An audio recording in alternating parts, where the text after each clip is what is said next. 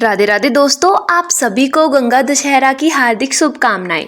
गंगा दशहरा के पावन पर्व पर जितना महत्व माँ गंगा की उपासना करने का है, उतना ही पुण्यकारी उनकी कथा का पाठ करना भी है। गंगा मैया के पृथ्वी पर आने से जुड़ी कथा सुनने मात्र से मनुष्य के सभी बुरे कर्मों का नाश होता है और मन को अपार शांति मिलती है। आइए सुनते हैं माँ गंगा से जुड़ी हुई पावन कथा।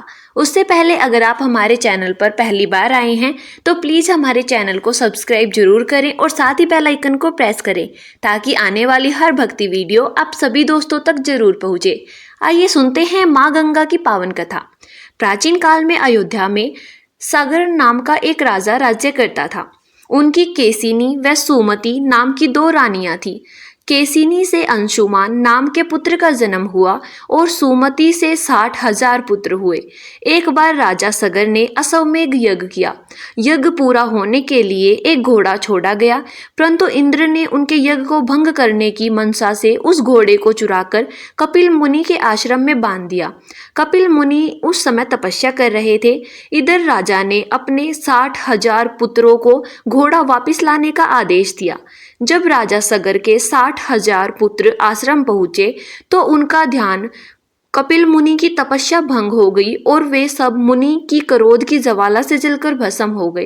इसके पश्चात केसिनी के पुत्र अंशुमान पिता से आज्ञा लेकर अपने भाइयों को खोजते हुए जब कपिल मुनि के आश्रम पहुंचे तो गरुड़ ने उनके 60 भाइयों के भस्म होने का रहस्य बताया। गरुड़ जी ने अंशुमन से ये भी कहा कि इनकी मुक्ति के लिए गंगा जी को स्वर्ग से पृथ्वी पर लाना होगा। महाराज सगर की मृत्यु के बाद अंशुमन ने माता गंगा को पृथ्वी पर लाने के लिए तपस्या की, परंतु वे ऐसा करने में असफल रहे।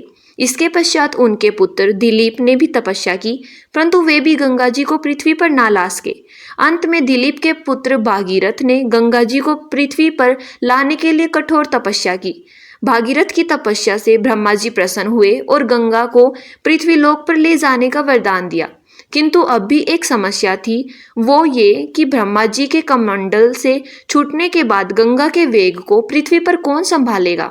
भागीरथ ने जब इस बारे में ब्रह्मा जी से प्रश्न किया तो उन्होंने कहा कि भूलोक में भगवान भोलेनाथ के अलावा किसी में इतनी शक्ति नहीं है जो गंगा के वेग को संभाल सके। इसीलिए गंगा का वेग संभालने के लिए तुम भगवान शिव से विनती करो। इसके बाद भागीरथ ने एक अंगूठे पर खड़े होकर भगवान शंकर की घोर तपस्या की।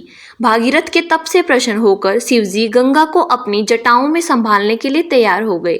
इस प्रकार भगवान शिव की जटाओं से गंगा जी पृथ्वी की ओर बढ़ी।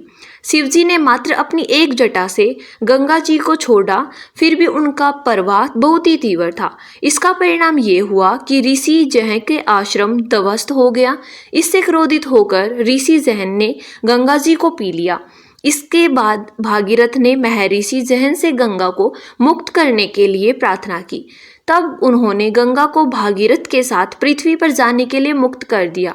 इसके पश्चात गंगा ने कपिल मुनि के आश्रम में पहुंचकर भागीरथ के सभी पूर्वजों का उद्धार किया। तो भक्तों प्रेम से बोले ये गंगा मैया की जय।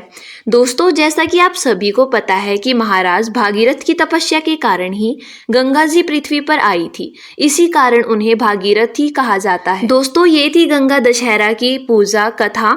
आशा करते हैं कि आपको यह कथा अच्छी लगी होगी।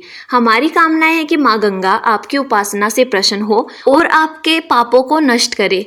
बोलिए गंगा मैया की जय।